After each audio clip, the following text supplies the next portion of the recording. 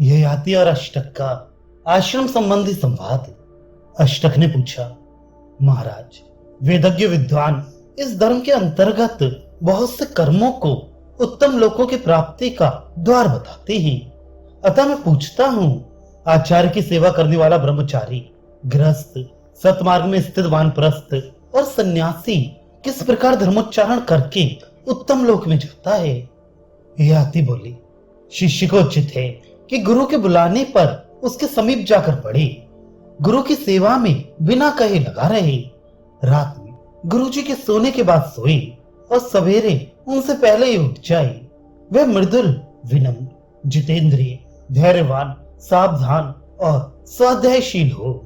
इस नियम से रहने वाला ब्रह्मचारी सिद्धि को पाता है। गृहस्थ पुरुष न्याय से प्राप्त हुए धन को पाकर उससे यज्ञ करे, दान दे और सदा अतिथियों को भोजन कराए। दूसरों की वस्तु उनके दिए बिना ग्रहण नहीं करे। ये गृहस्थ धर्म का प्राचीन एवं रहस्यमय स्वरूप है।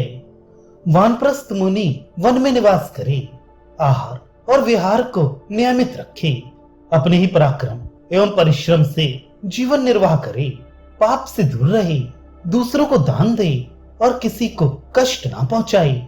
ऐसा मुनि परम मोक्ष को प्राप्त होता है। सन्यासी शिल्प कला से जीवन निर्वाह ना करे, शमदम आदि शेष गुणों से संपन्न हो, सदा अपनी इंद्रियों को काबू में रखे, सबसे अलग रहे, गृहस्थ के घर में ना सोए, परिग्रह का भार न लेकर अपने को हल्का रखे, थोड़ा थोड़ा चले, अकेला ही अनेक स्थानों में भ्रमण करता रहे। ऐसा सन्यासी ही वास्तव में भिक्षु कहलाने योग्य है। जिस समय रूप रस आदि विषय तुच्छ प्रतीत होने लगे, इच्छानुसार जीत लिए जाएं तथा उनके परित्याग में ही सुख जान पड़े, उसी समय विद्वान पुरुष मन को वश में करके समस्त संग्रहों को त्याग कर वनवासी होने का प्रयत्न करे। जो वनवासी मुनि वन में ही अपने पंचभूतात्मक शरीर का परित्याग करता है, वह 10 पीढ़ी पूर्व के और 10 पीढ़ी बाद के जाति भाइयों को तथा 21 में अपने को भी पुण्य लोकों में पहुंचा देता है। अष्टक ने पूछा, राजन, मुनि कितने हैं और मौन कितने प्रकार के हैं, ये बताइए, हम इसे सुनना चाहते हैं। ययाति ने कहा, जनीश्वर, अरण्य में निवास करते समय जिसके लिए ग्राम पीछे होता है और ग्राम में वास करते समय जिसके लिए अरण्य पीछे होता है, वह मुनि कहलाता है। अष्टक ने पूछा, अरण्य में निवास करने वाले के लिए ग्राम और ग्राम में निवास करने वाले के लिए अरण्य पीछे कैसे है? ययाति ने कहा, जो मुनि वन में निवास करता है और गांव में प्राप्त होने वाली वस्तुओं का उपभोग नहीं करता, इस प्रकार वन में निवास करने वाले उस वानप्रस्थ मुनि के लिए गांव पीछे समझा जाता है। जो अगली और गृह को त्याग चुका है, जिसका गोत्र और चरण, वेद की शाखा एवं जाति से भी संबंध नहीं रह गया है, जो मौन रहता और उतने ही वस्त्र की इच्छा रखता है जितने से लंगोटी और ओढ़ने का काम चल जाए, इसी प्रकार जितने से प्राणों की रक्षा हो उतना ही भोजन करना चाहता है। इस नियम से गांव में निवास करने वाले उस सन्यासी मुनि के लिए अरण्य पीछे समझा जाता है।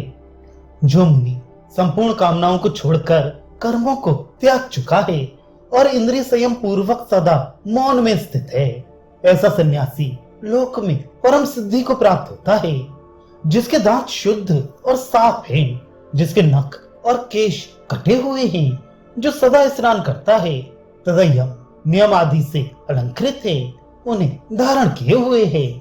शीतोष्ण को सहने से जिसका शरीर श्याम पड़ गया है, जिसके आचरण उत्तम हैं, ऐसा सन्यासी किसके लिए पूजनीय नहीं है। तपस्या से मांस, हड्डी तथा रक्त के क्षीण हो जाने पर जिसका शरीर क्रश और दुर्बल हो गया है, वह वानप्रस्थ मुनि इस लोक को जीतकर परलोक पर भी विजय पाता है। जब वानप्रस्थ मुनि सुख दुख, राग द्वेष आदि द्वंद्वों से रहित एवं भली भांति मौनावलंबी हो जाता है, तब वह इस लोक को जीतकर परलोक पर भी विजय पाता है। जब सन्यासी मुनि गाय बैलों की तरह मुख से ही आहार ग्रहण करता है, हाथ आदि का सहारा नहीं लेता, तब उसके द्वारा ये सब लोग जीत लिए गए समझे जाते हैं और वह मोक्ष की प्राप्ति के लिए समर्थ समझा जाता है।